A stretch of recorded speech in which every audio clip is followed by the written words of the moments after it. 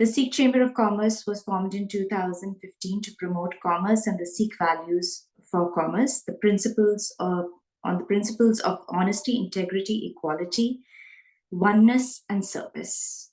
And here we have today with us Gurdeep Kaur, who is a part of the Sikh Chamber of Commerce as one of the foundational members on board. Congratulations, Gurdeep, on joining the Sikh Chamber of Commerce, which I have given a little formal introduction about, which I do at the start of each webinar, so that everyone's aware of the principles that we function off of and our premise is based on.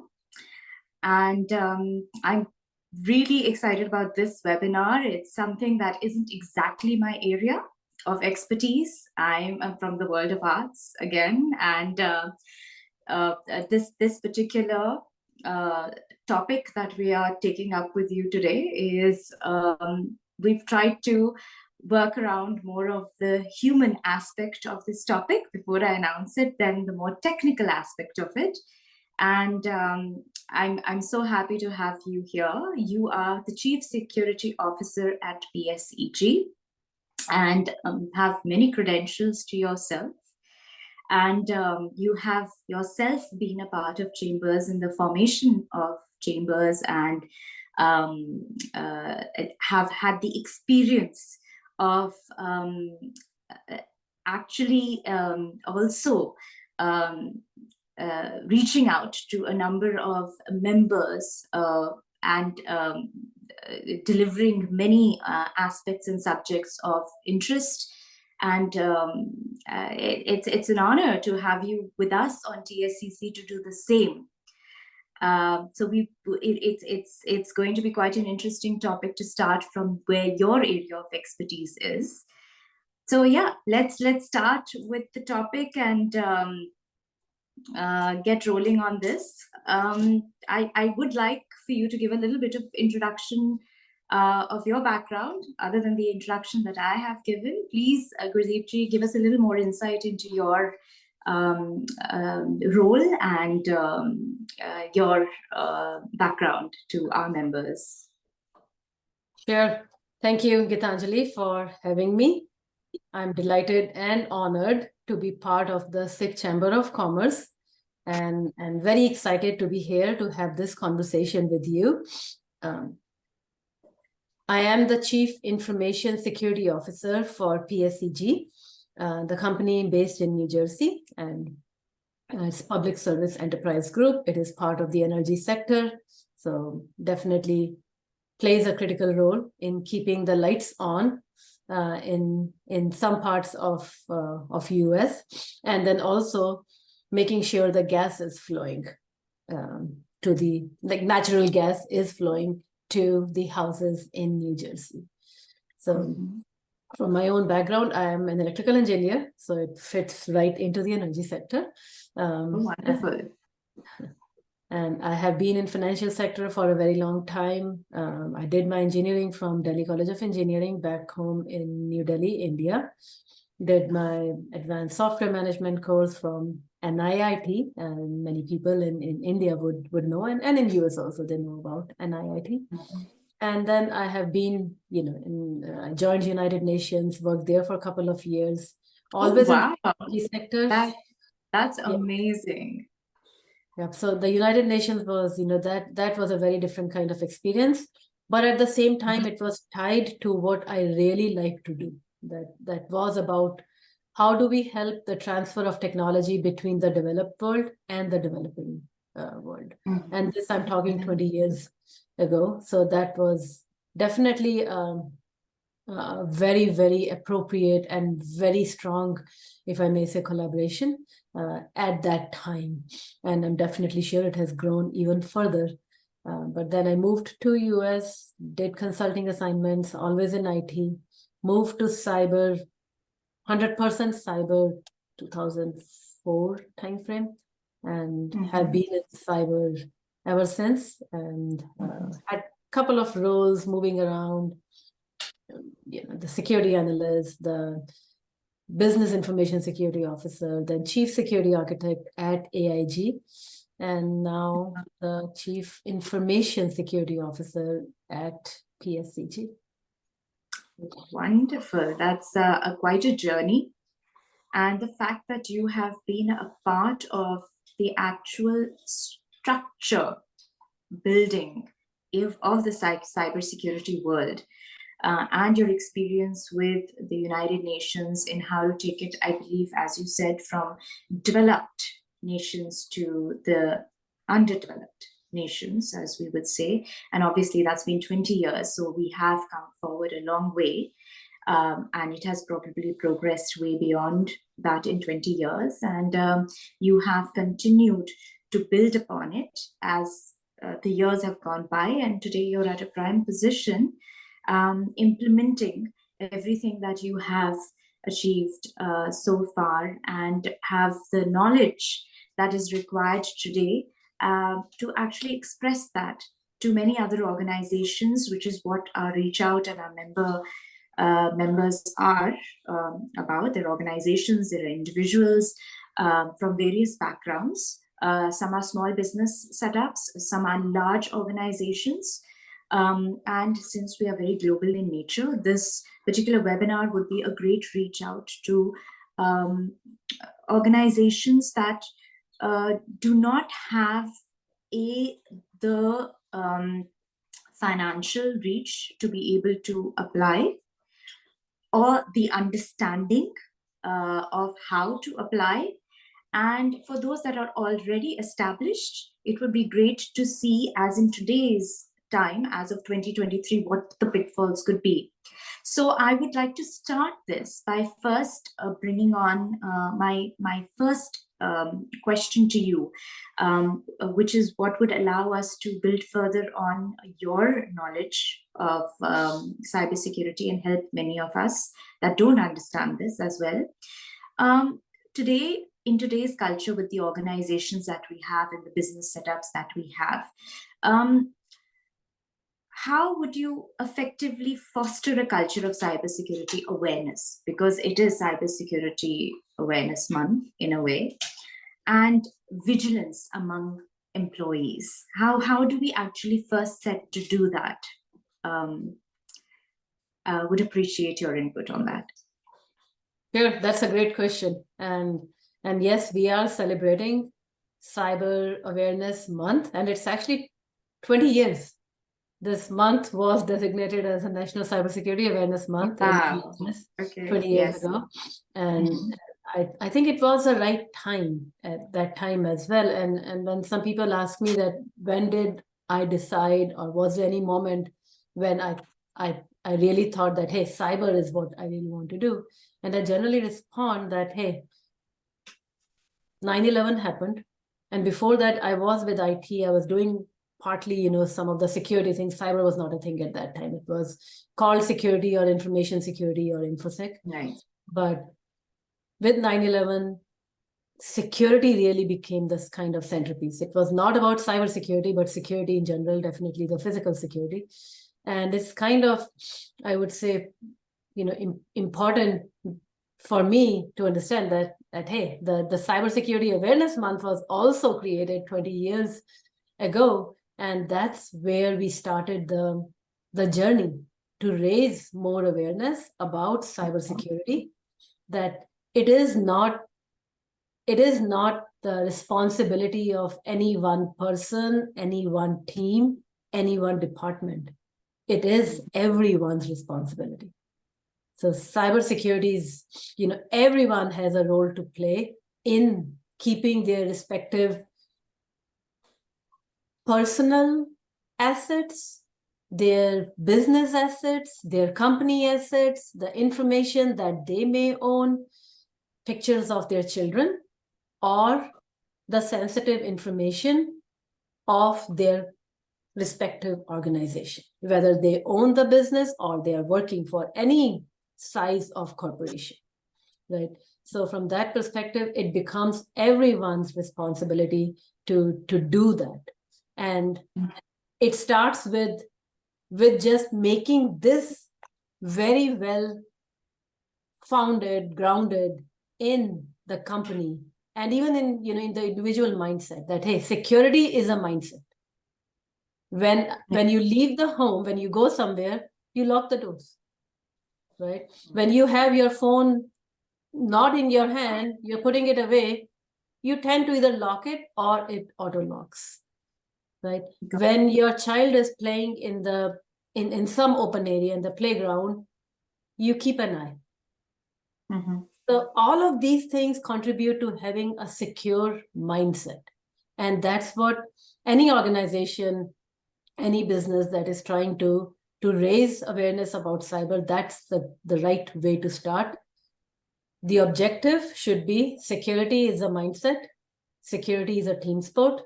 We will start raising awareness about what people should do and what people should not do.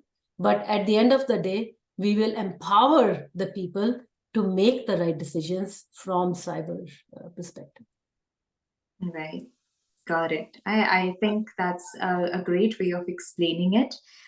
So it's not just about the organization, it's about your own personal protection as well, and cybersecurity for the organization and your personal use within the organization. So you're protecting yourself both ways. It's basically it's a culture which is about developing the habit which you do from home and taking it to the organization. So thank you so much. That's a great way of putting it across in a manner which is not so technical to understand that how that awareness is created. And I guess that's the culture of how you work as a team, as a family, in an organization. You're carrying that value, that core value, from not just your home, but bringing that into the culture of the organization, keeping it safe as a family for yourself and for others who are within the organization. Would you sort of give some sort of an example of how that would be implemented, for example, on a small scale by an employee in an organization? Not just as a behavior habit, but just say one specific habit that somebody could maintain when being at work. Yep, sure. So one simple example, and everyone, I think you ask any cyber professional, and the first example they would give is start with having awareness about the phishing emails, right? And when I say phishing, I don't mean FISHING, I mean PHISHING. And we expand on phishing. There can be vishing, that is VISHING, that is the voice phishing, and that I will talk more about that because vishing played a critical role in the recent MGM attack, the attack on the MGM casinos. Oh, so, okay. That's quite interesting, actually. Wasn't aware of that. Then we have veiling. Like these are all types of phishing attacks where phishing, spear phishing, vishing, that is voice phishing, smishing, that is SMS phishing, where you get the text messages that your UPS package is on the way, click here. And that's a SMS phishing. Veiling, related to fish is a small fish, whaling is huge, whale is huge. So that means they are sending either the phishing email on behalf of your CEO, or they are, trying to make you nervous. Hey, you have received an email from the topmost executive. You must do something about it right now.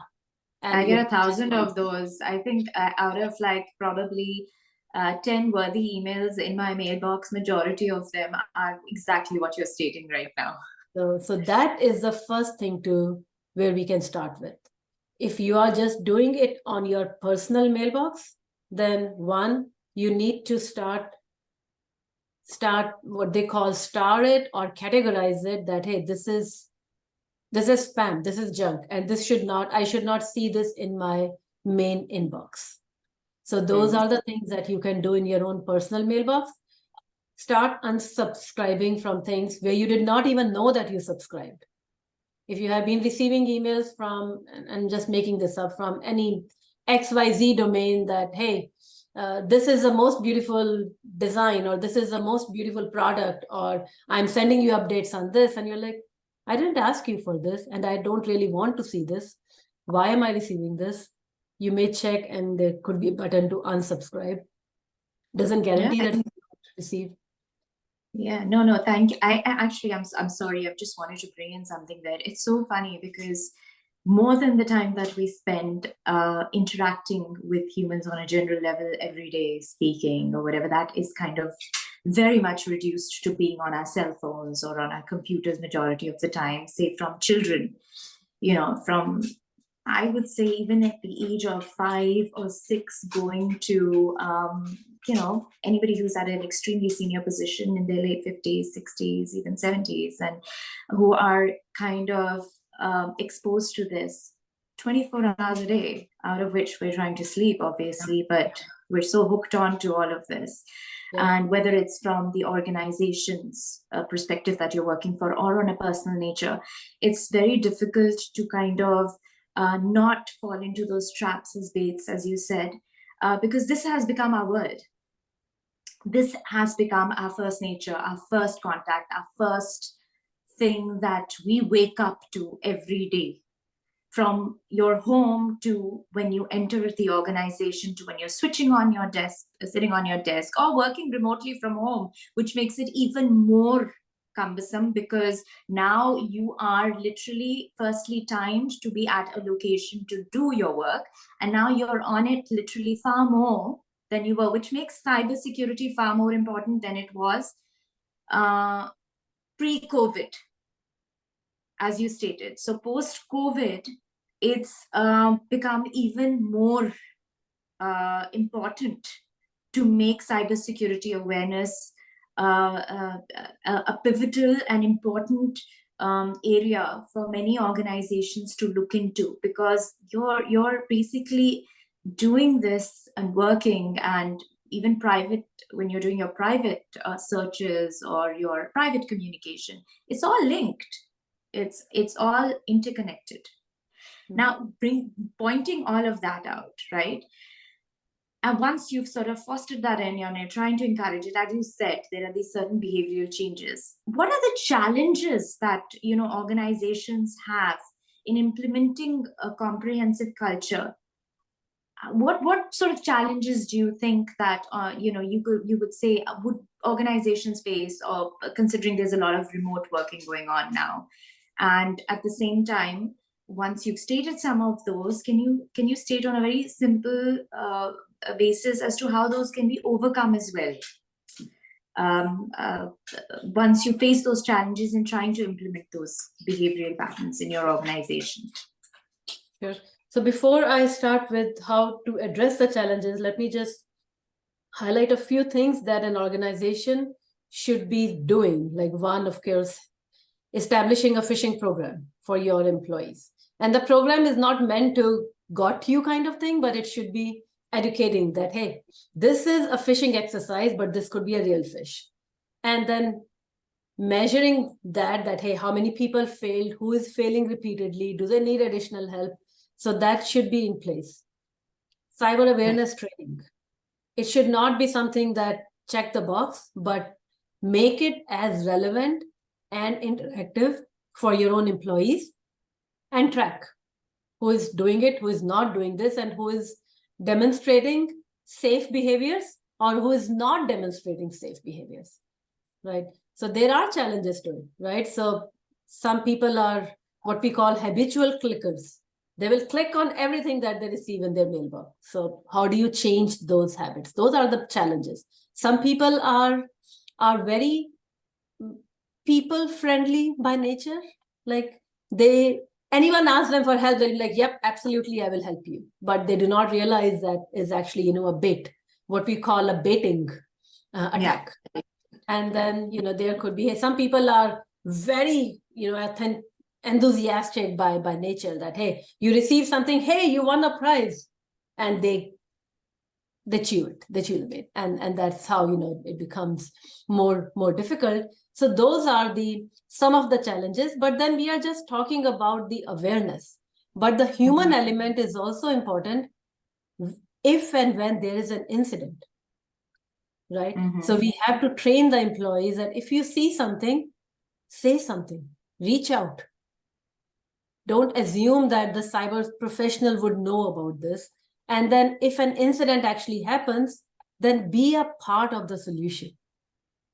Don't really assume that you have no role to play in that. Based on your organizational structure, there may be very well defined RACI on how the business people or how the communications or how the physical security and of course the cybersecurity and IT, they come together if there is a response to the incident. And the good example, actually, unfortunately, the perfect example again here is the MGM, where the ransomware attack happened and it led to the guest services team doing everything by hand, manually. So they had two things to do everything manually, but also keep their guests calm and still welcome, irrespective of the chaos that is going around. So there are, a lot of challenges that any organization would face, but it's a journey. And we can all, we learn something new every single day. And we have to adapt and adopt new, mechanisms. And again, we will talk more about how automation and, other cutting edge technologies are playing a role in this. Absolutely. So as part of the development process, we're always looking at, how to, make technology so much, enhance the technology know-how, train people in technology, use the latest developments, say AI being the new, way of approaching problem solving across the board.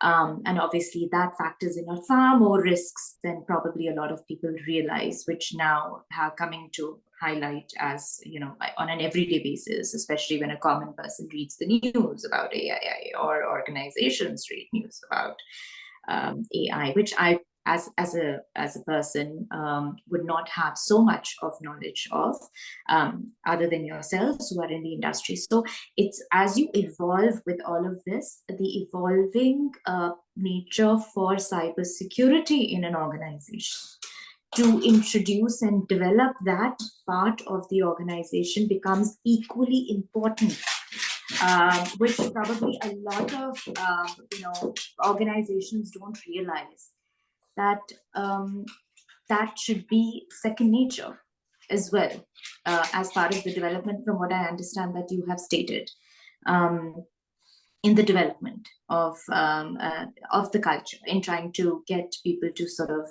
relate as second nature, and the the culture that we want to bring around. Now, as you said, we will touch a note on the technical aspect of how new technology, we will come to that at a little later part of this conversation. How do actually businesses, organizations, individuals who are working for these organizations strike a balance between promoting cybersecurity awareness and ensuring a positive and productive work environment? Because I'm assuming that a lot of this implementation can lead to some negative behavior. Some, you're going to hit some walls with trying to implement and bring those behavioral changes. I mean, employees may feel somewhat claustrophobic to not being able to access a lot, of areas of the web, or in terms of communication during work hours, as you track them. I don't know, it could be a number of things. And especially when you're remote working, your accessibility is far higher. Organizations have more challenges of how to actually deal with that. So my question to you is, how would an organization balance that morale in an organization? Yeah, this is, very, very, I would say, relevant question.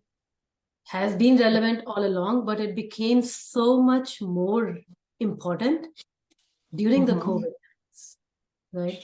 So, like, I will divide into two parts. One, any team is trying to implement new solutions. Business wants to go digital. Business wants to take everything to the cloud. Business wants to adopt a brand new shiny toy based on Gen AI. All of those are good things because ultimately business wants to grow, right? We want to generate more revenue. We want to do more for our customers. We want to have seamless and more efficient solutions for the customers. So they are doing all the right things. And when security steps in and says, nope, disapproved, you cannot do this, or for whatever reasons, yeah, the conversation doesn't really go well, right? And that can bring down the morale of the people who are really trying to get things, more efficient or more modern. So there has to be a balance. So that's why we call as a CISO myself, my role is to enable the business. When the business comes to me and asks me, or hey, I want to do this thing with these whatever innovations or these settings or configurations, then my response by default is not, no, you cannot do this. Because I know that, hey, no, you cannot really do this. But then at the same time, the answer is not, nope, you cannot do this. The answer is, no, this will not probably fly, but let's talk. Because I really want this to make it work for you, but let's talk so we can do in a secure manner. So a lot of conversations need to go in there. But before all those conversations happen, we need to spend a lot of time in building that trust that we all are doing everything we can to keep our organization safe and secure, but keep the business going and growing, right? Right. So that's, those are the dynamics that come into picture. And many times I say, and I actually, have been for a long time a follower of what we call the defense in depth philosophy. And that is, you have people, process, technology, and you have multiple layers of your controls. And one layer of control is security awareness. One layer of control is having a robust incident response. Another technical layer of control is having the firewalls, having an authentication system in place. And the reason I say this is people, process, technology, multiple layers. As you ask any cyber professional, assume one or two layers or more will fail. Assume that will happen. Most important, the next layer kicks in. In all of this, people, process, technology is actually the easier part. People and process is what makes it really robust or otherwise. So because they have to implement it. So they have to implement, they have to work together, they have to prioritize, they have to have that single approach. We will build secure solutions that work for the business. Otherwise, you can have a system, you can have a brick, doesn't do anything for the business, right? So you can shut down the system and be secure, but then nobody will be getting their paycheck.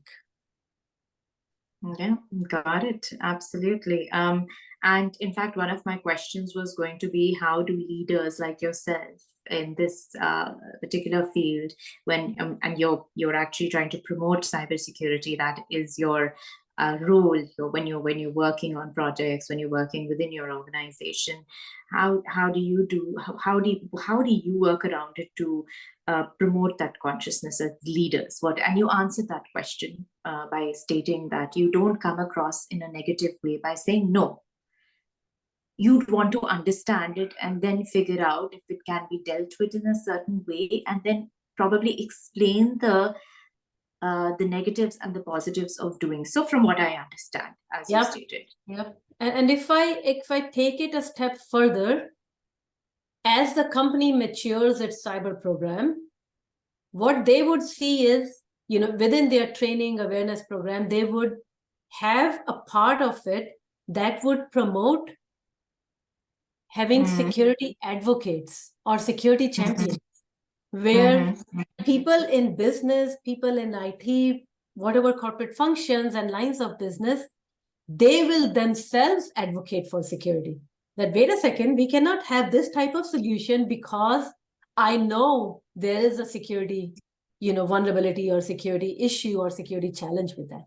that's when the companies, really, if I may say, mature and working in harmony. Yeah, no, that I agree with you completely, and definitely makes a lot of sense when you explain it that way to myself. And it's actually a tough spot to be in as a leader, to explain that and create that, because you see it more as like walls being built around yourself, right? And bringing those walls down is not. But the good thing is, as the awareness comes across, and unless you've not actually experienced having been violated in the cybersecurity realm, you don't really learn to be more vigilant about it. Your probably role is to more make people more aware of the pitfalls and how to deal with them. Unless that fall hasn't happened so far and someone hasn't been scammed, usually you don't tend to, human behavior is, you don't tend to learn so easily or inculcate We that learn from our own behavior. mistakes. Yeah, Right? we tend to be more reactive in our Instead responses of post learning from learning others. something. Yeah. Yes, but learning from others' experience is something that is a wisdom which has been passed down from generations. That's ancient wisdom, but we still want to learn it the hard way. Yeah. So yeah, that's great to know that you come across as very positive in being the role model and trying to take it forward in the organization, and nobody comes forward and you're like putting blocks across the wall. That's a really good way of nurturing that culture and dealing with that issue.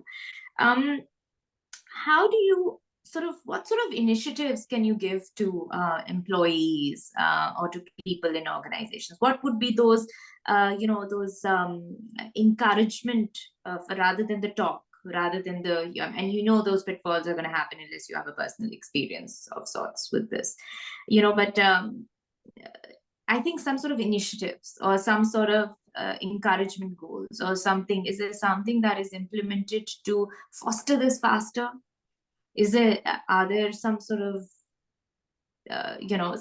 something that sort of fosters it, makes it grow faster when you give or employees become a part of it? Some initiatives, are there some goals, how you tend to achieve them, because human behavior would be sort of that they would lack. So how do you encourage that? Yeah, so again, we use tools, and every organization, like, if on their own journey to be more cyber secure, would have tools like one I mentioned about, hey, if it's a phishing thing, you should have a tool where the employee can report that, hey, this is a phishing, I'm reporting this, cyber team can take some action.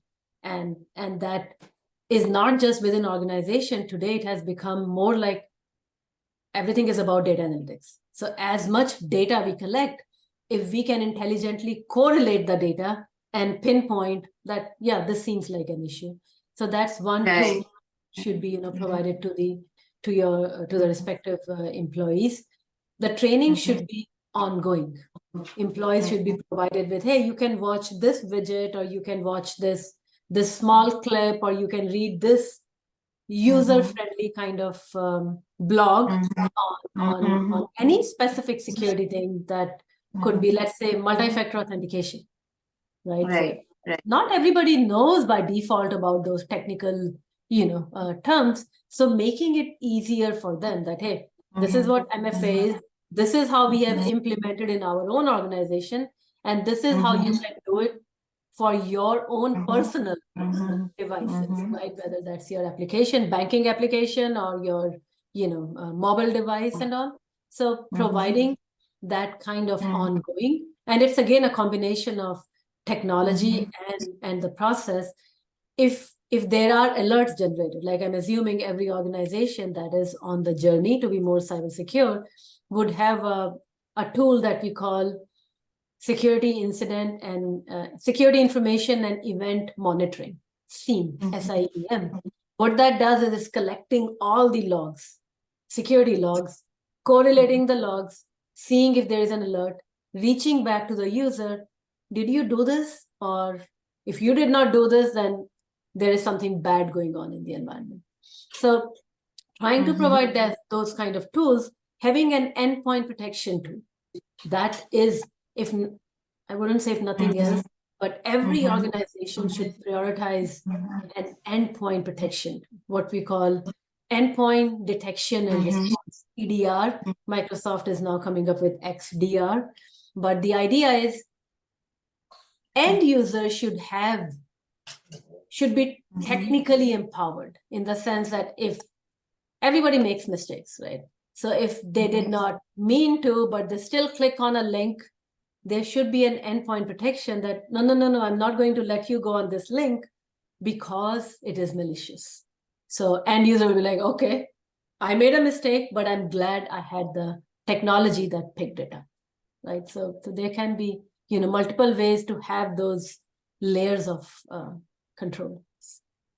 Fantastic. And now that we have got into a little more of the technical aspect of this, we can move on to, I can ask this question now, since people have far more background, is what innovative strategies or technologies, as you mentioned, cutting edge technologies could be imbibed in organizations today, from small sectors to bigger sectors, and just as a few examples of the industries that you would sort of, could highlight from your end. Yes, please give us some insight into those technologies. Yeah. So it is a wide, broad spectrum, right? Companies that are small in size, don't have the staff. If nothing else, they should be looking at least what's the CIS top 10, the Center of Internet Security. They should look at those 10 controls. If nothing else, implement those controls. And those controls are again about having the some, as much possible, the email security, because believe it or not, email is still the most widely used attack vector to cause further cyber attacks in an organization. Many times it starts with an innocent looking phish email. So companies, if they should at least start with those top 10 CIS controls. As you mature further, you should be looking at, and even if you are at the very beginning, you should be looking at the NIST cybersecurity framework. NIST is National Institute of Standards and Technologies.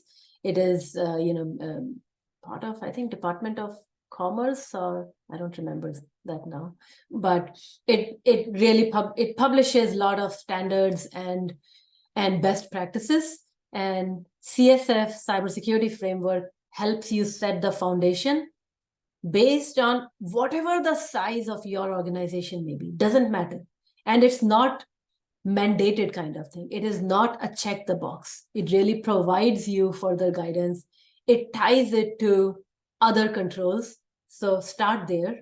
And then as you implement CSF, there are other standards I can mention, 853, that again is technical controls for any, or cyber controls for any size of organization.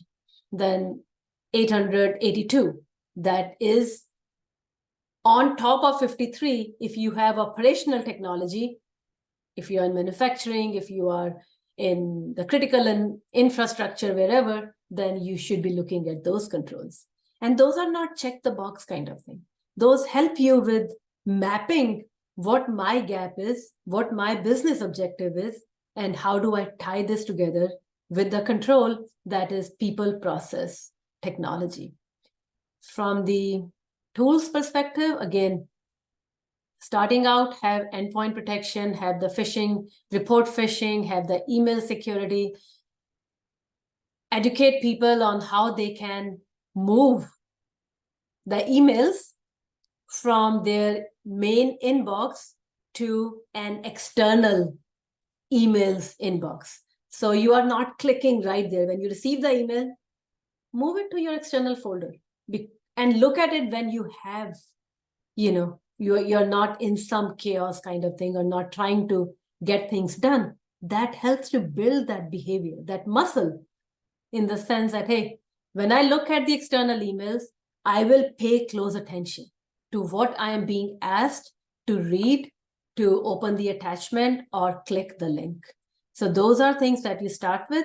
As you move along, you should have EDR, you should have data loss prevention technology, you should have web application firewall technology, you should have, and again, I can go on and on for the technical, the tools that can be implemented. And now, as we said, that, hey, artificial intelligence is here. You may love it, you may hate it, it's not going anywhere, it's going to grow. So what cyber professionals can do, learn as much as you can. Learn about what it can do and what it cannot do.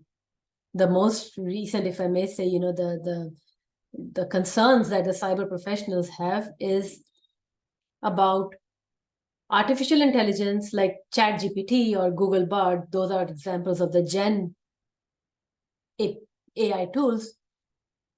They are not fully trained. The data sets that have been fed to them, they may not be accurate. You may ask for something, they may respond with a completely inaccurate response. And in technical terms, we call it hallucinations. That the tool is hallucinating just response that has no credibility. And that is happening. So we have to raise that awareness and make sure that people are aware of and it's not just about the cyber risks. There are other risks associated with these technologies, but at the end of the day, we all are living in digital world.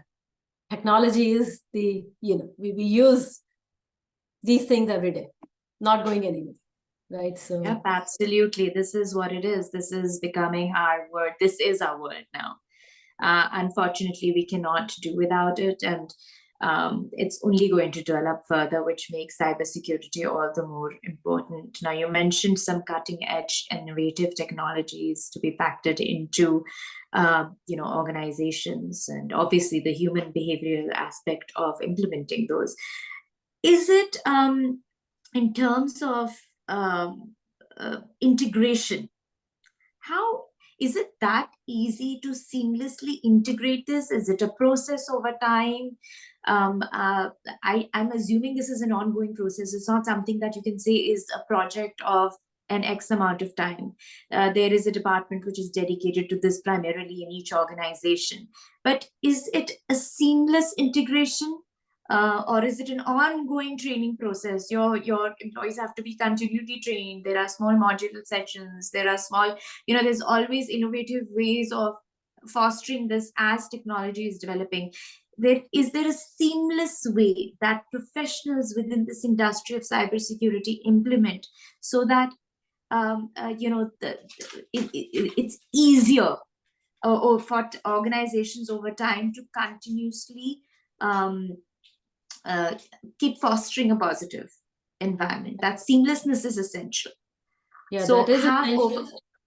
So over this period of time, as you have been in this industry, has it become more easier? Has it been more seamless integration?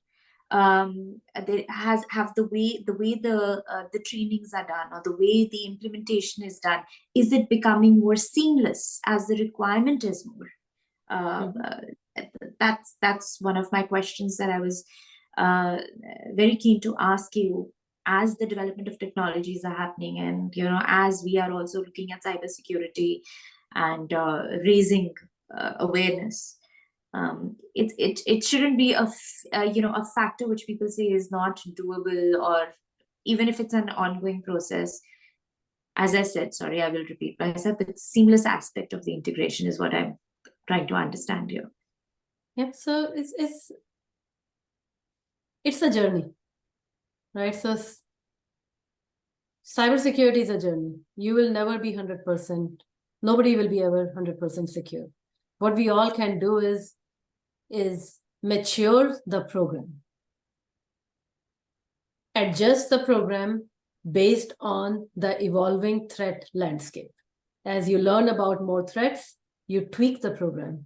You raise more awareness about those threats. Have a robust governance in place. What that means is let your employees know that, hey, and most of the companies have a code of conduct, right? That these are the things that are acceptable, these things are not acceptable. But then also from the technology perspective.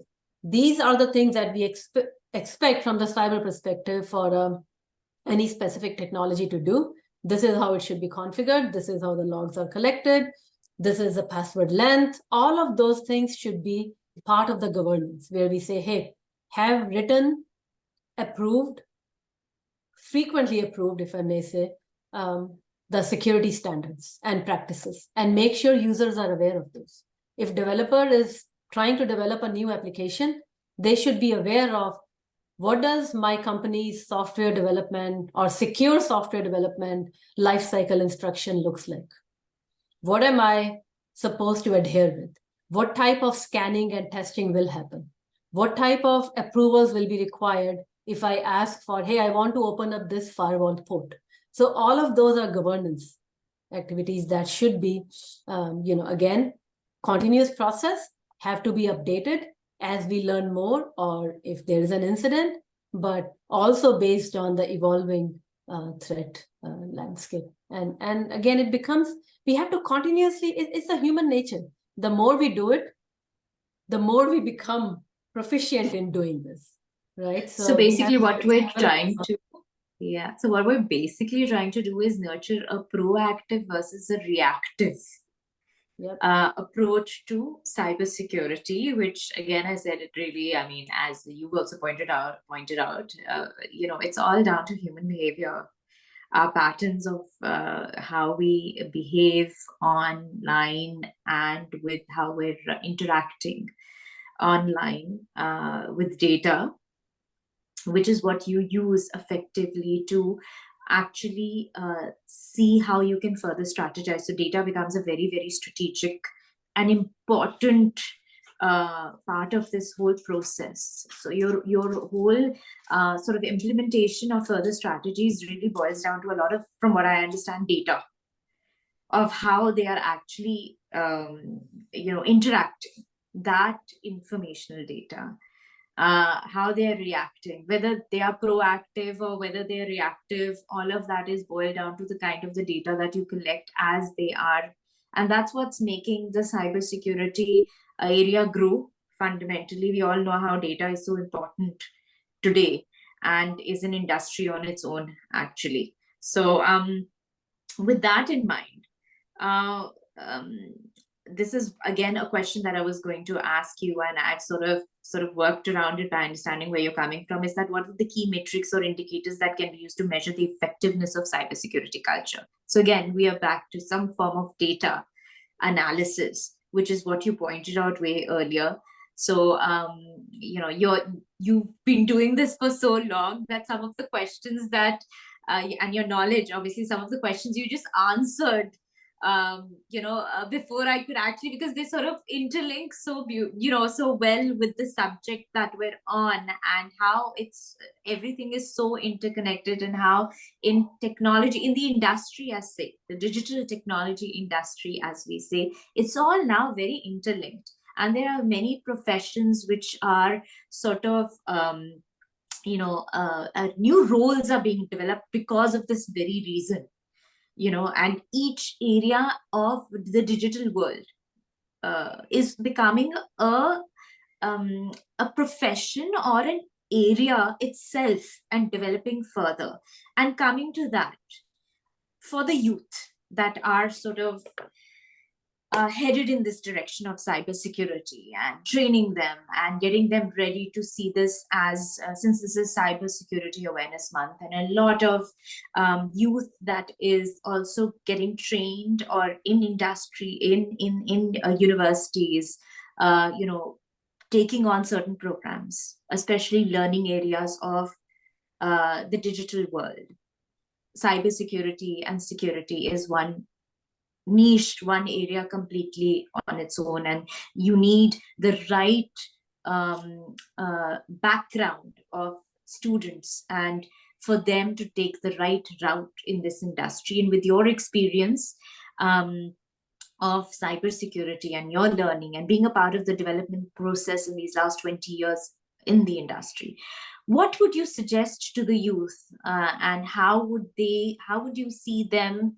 And you've worked with youth in the past in terms of training as part of your history in this industry over the years. And you've played a pivotal role in that area, which is very important for the next generation to see the importance of this as well as we conduct this webinar.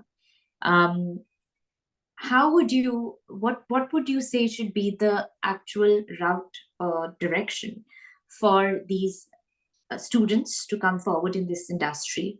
Is there specific courses they should be looking at? Are there other training programs, even though they have passed out and they're looking to get into this industry, or would be pivotal into their what they are doing? How would you direct them?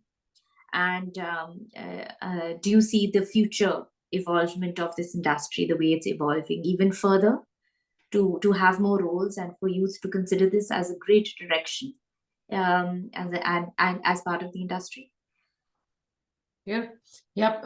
This is close to my heart, and you're correct that I think it was more than 10 years ago when I co-founded the ISC Squared. Like, that was the first chapter that ISC Squared created, and we created that in New Jersey.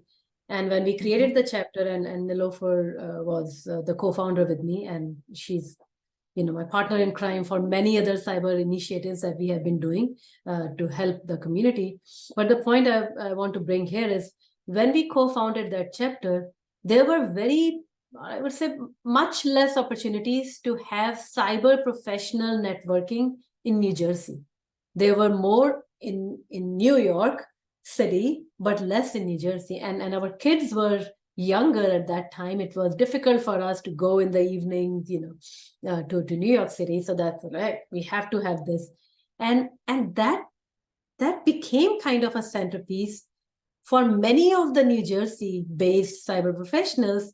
And with that chapter, we created a junior chapter. And Nilofer played a pivotal role in that the junior chapter was for the students, for the high school students, for the college students, where they would be taking ownership of, hey, these are the cyber things we want to discuss, and we will raise awareness about these issues in our schools or in the senior centers. There was a lot of community, engagement that came out of that junior chapter by itself.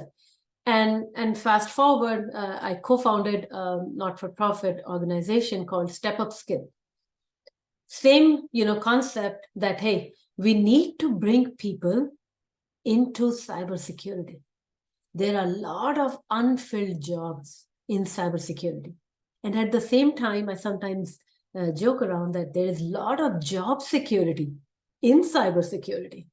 And I do try to go out as much as I can, speak to the kids in the schools or the colleges to, if they would like to see, if I may call myself the role model, in the sense that, hey, you may not have it all, but you can have a lot of it. You can have a work-life balance. You can have a technological, kind of technological mindset, and you can be a people person, and you can be you, right? And be a star in your organization when you are doing the cybersecurity work. So all of those things are possible.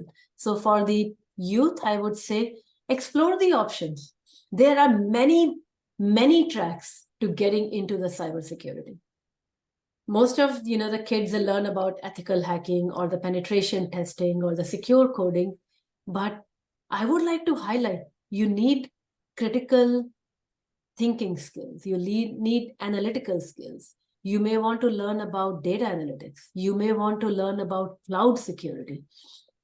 So a lot of tracks to getting into cybersecurity. If you are in liberal arts and you are interested in becoming, let's say, a lawyer, an attorney, you may want to pick the cyber, regulatory requirements kind of thing as your, if that is offered in your college or university, or you can learn on your own.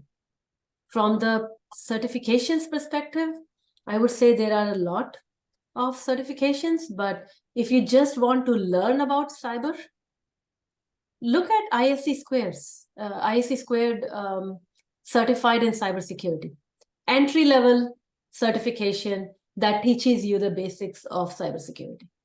And anyone, whether you are in high school or university or you're working, you should be doing that.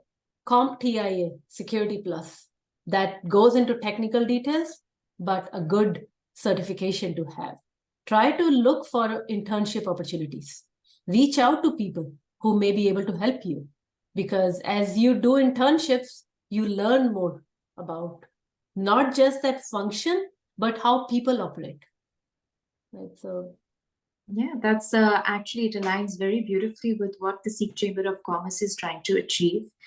And we have had discussions about this as part of our previous discussions and meetings as foundational members, which is an area that is very close to the Chamber's heart, about the youth program, and bringing a networking opportunities just for the youth, and also internship programs by aligning ourselves with some wonderful organizations over a period of time.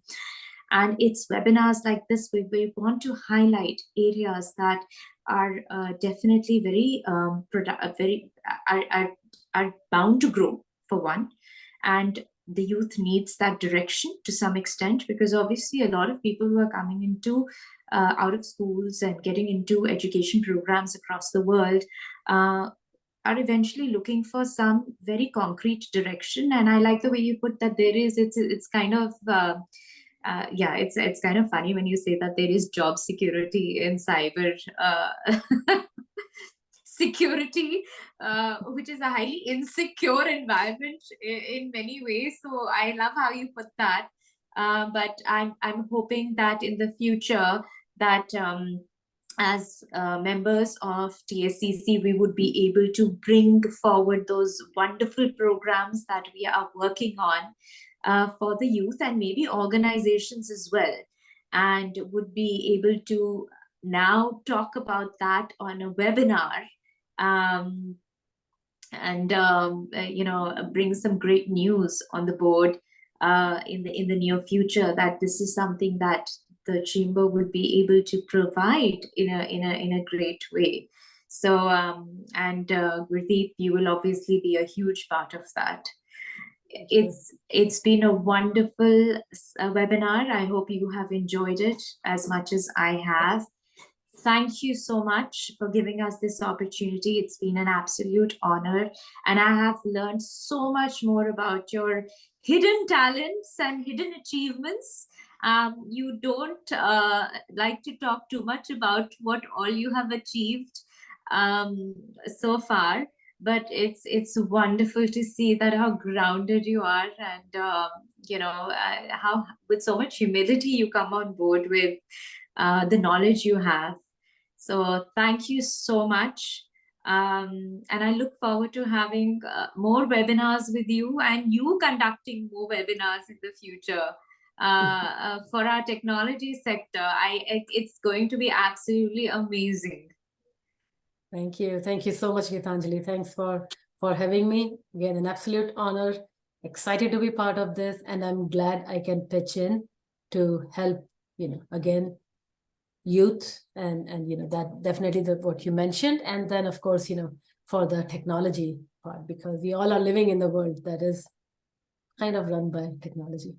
I will make sure I delete all my spam today, and also get rid of all those emails that are sitting in my account that I'm so lazy to do. So that's going to be my change, my change in behavior today, that I promise to do. We all are guilty. We all have very busy lives. We all are guilty. We all have our digital personas. Like, we all are in person, but then we all have the digital persona, and it's hard to kind of maintain the thing in yes, absolutely. But I'm going to be one of those people who's going to say I'm very lazy to kind of start deleting all of that, because when I see the number of emails that come through, I'm like, oh God, I got to unsubscribe from so many, and I got to delete so many, and I don't even remember when I did all of this. So no, yeah, don't I'm one of those. No, don't mention anymore, because I will just leave with the tip that this I consider could feed into a social engineering kind of scenario where people are like, Gitanjali does not really do this. And I can actually, check, or I can bombard her with more emails and all. Reconnaissance. People, believe it or not, bad actors feed on, or they not feed on, they actually work diligently on gathering all of this information. And going back to the MGM attack, that started with the bad actor did their homework on LinkedIn. They learned about that employee, and they were able to use whatever information they had put on LinkedIn and use it against them in a social engineering attack. So whoa, that is another subject altogether. So guys, I mean, if you're using LinkedIn, which is a great platform, do